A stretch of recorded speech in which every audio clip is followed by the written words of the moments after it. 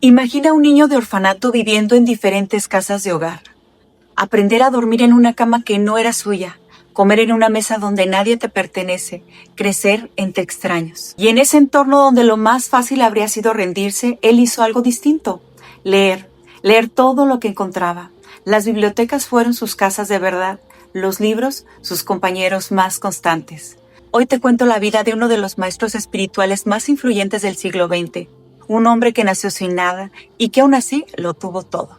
Él es Wayne Dyer. Bienvenidos a CREA con Carla Castellanos. Nació el 10 de mayo de 1940 en Detroit, Michigan, tercer hijo de una familia que ya vivía al límite. Su padre era alcohólico y violento. Cuando Wayne Dyer tenía apenas 3 años, los abandonó. Se fue, sin despedidas y sin explicación. La madre no pudo con todo, no tenía dinero, no tenía red de apoyo, y los 3 hijos terminaron separados, repartidos entre orfanatos y hogares de acogida. Y en ese entorno donde lo más fácil habría sido rendirse, él hizo algo distinto. Leer todo lo que encontraba. Las bibliotecas fueron sus casas de verdad, los libros sus compañeros más constantes. Su frase era: yo crecí sin nada, y eso me enseñó que todo lo que necesitas está dentro de ti.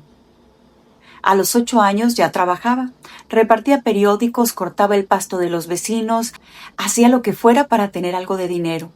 No por lujo, por necesidad. De niño, en 4º grado, mi maestra nos leyó en voz alta El jardín secreto. Yo me transporté. Ese libro habla de un jardín oculto que tiene el poder de sanar a quien lo descubre. Pensé, yo también puedo crear mi jardín secreto.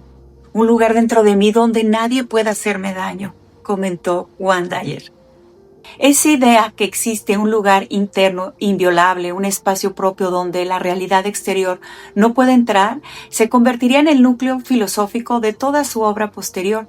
Pero en ese momento era solo la ilusión de un niño de 10 años buscando refugio.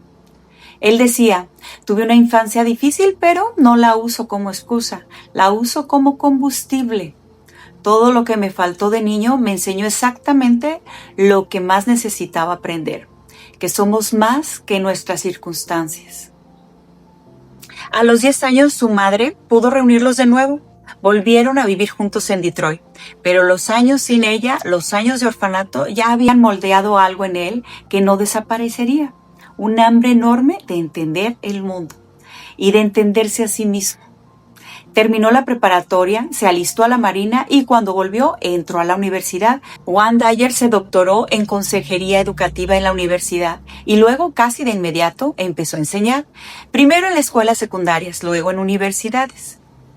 Era un profesor distinto, no se quedaba en la teoría, hablaba de la vida real, de sus propias luchas, de los miedos que no quería que sus estudiantes tuvieran. Sus clases eran tan populares que la gente se colaba solo para escucharlo, pero él quería llegar a más personas y en los años 70, con su esposa y sus hijos, tomó una decisión que para muchos sonó a locura: renunciar a su puesto en la universidad para escribir un libro. El libro se llamó Tus zonas erróneas y cambió su vida. ¿Cómo lo escribió? Tomó la decisión un 30 de agosto de 1974, una fecha que para Wayne Dyer recordaría el resto de su vida como el día en que todo cambió. Tenía 34 años, recientemente había descubierto que su padre llevaba 10 años muerto. Murió de cirrosis en Mississippi en 1964, sin despedirse, sin reconocer a sus hijos y sin pedir perdón. Wayne Dyer manejó hasta el cementerio, encontró la tumba y se quedó parado frente a ella con años de rabia acumulado, listas para desbordarse. Permaneció ahí durante horas, habló en voz alta, lloró, gritó todo lo que nunca le pudo decir al hombre que lo abandonó. Y entonces, en los últimos minutos de esa visita, algo ocurrió que él mismo describe como inexplicable. En palabras de él, dijo: desde ese momento te envío amor y te perdono por todo lo que hiciste. Y cuando me alejé de esa tumba, sentí como si hubieran levantado un peso que había cargado toda la vida sin darme cuenta. Caminé diferente, respiré diferente. Era como si por primera vez el aire fuera solo mío. Lo que ocurrió después es casi cinematográfico. Wayne Dyer condujo hasta Florida, rentó una pequeña cabaña frente al mar y se sentó a escribir.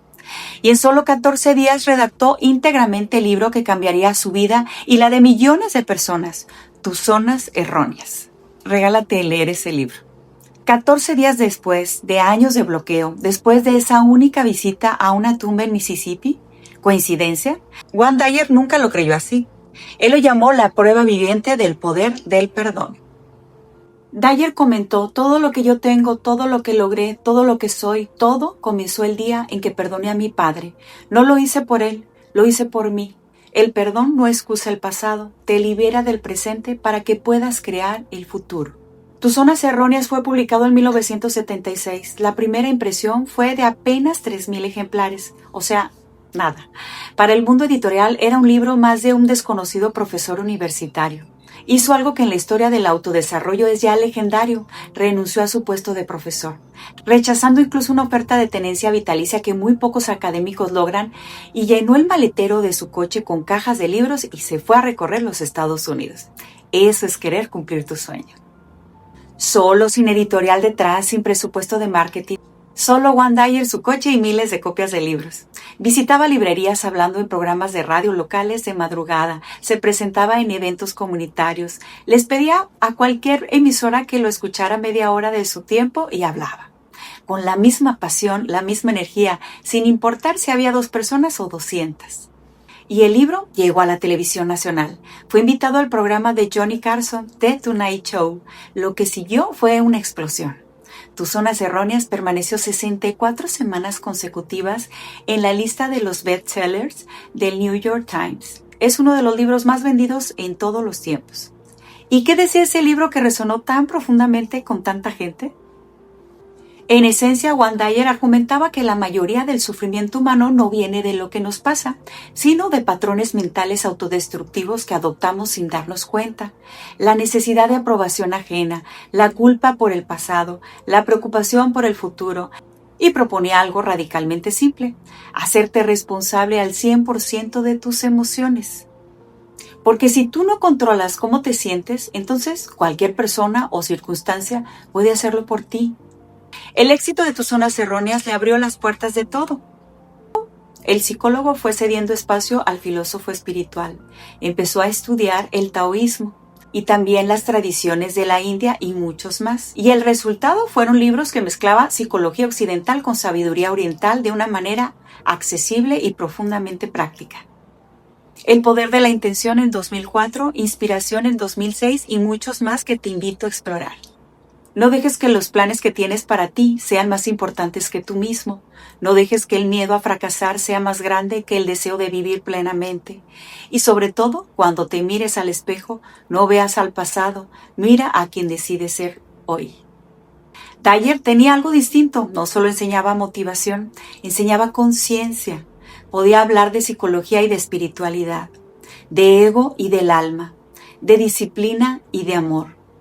No atraes lo que quieres, atraes lo que eres. Escucha eso, no lo que deseas, lo que eres. Su filosofía se resumía en una frase que repitió en conferencias y que se convirtió en quizás su legado más recordado: si cambias la forma en que miras las cosas que miras cambian. Pero se vino una prueba, porque a este mundo venimos a enfrentar pruebas.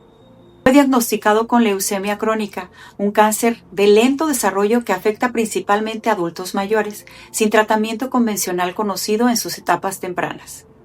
La reacción de Juan Dyer fue completamente fiel a lo que había enseñado durante décadas.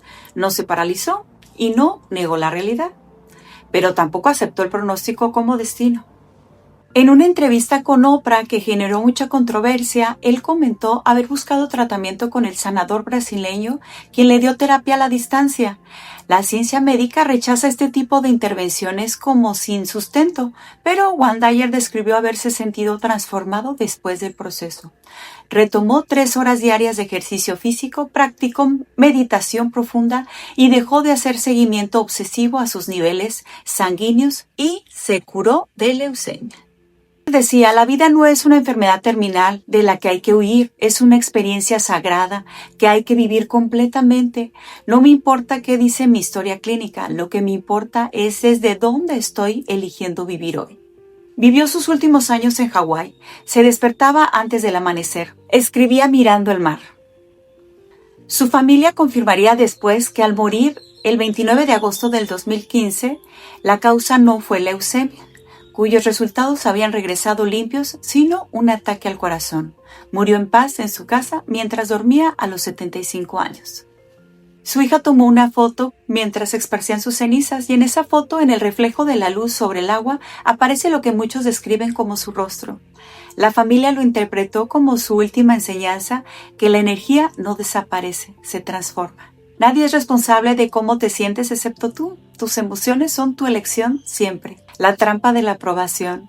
Vivir buscando que otros te aprueben es cederles el control de tu vida. La única aprobación que importa es la tuya. El poder del presente. El pasado ya no existe. El futuro aún no existe. Solo existe este momento. Y este momento tienes la capacidad de elegir. La intención como fuerza creadora. No obtienes lo que quieres, obtienes lo que eres. Tu estado interior crea tu realidad exterior. El perdón como liberación. No perdonas por el otro, perdonas por ti, para dejar de cargar una historia que ya terminó, pero que sigues viviendo. No eres un ser humano teniendo una experiencia espiritual, eres un ser espiritual teniendo una experiencia humana. Esta es la historia de un ser humano que convirtió sus heridas en un legado mundial. Hoy conocimos la historia de un hombre que transformó sus heridas en sabiduría y que ayudó a millones a entender que siempre existe la posibilidad de cambiar nuestra vida desde adentro. Porque al final no importa cómo empezó tu historia, lo importante es lo que decides hacer con ella. Yo soy Carla Castellanos y nos vemos en el próximo episodio. Gracias por escuchar este episodio. Si te llegó algo de esta historia, compártela, porque a veces lo que más necesita alguien es saber cómo se puede cambiar el rumbo. Nos vemos pronto.